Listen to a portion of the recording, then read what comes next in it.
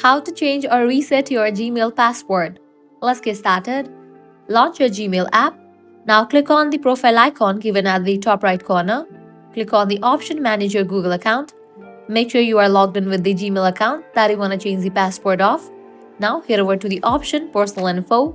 Scrolling down, you're gonna find this option of password. You'll need to click on that. Now you will be prompted to enter your current password. After you type in that, click on Next. Now generate new password for your account. Once you are done, click on Change Password.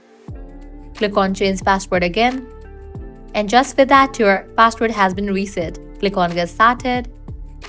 So this is how you can easily change or reset your Gmail password.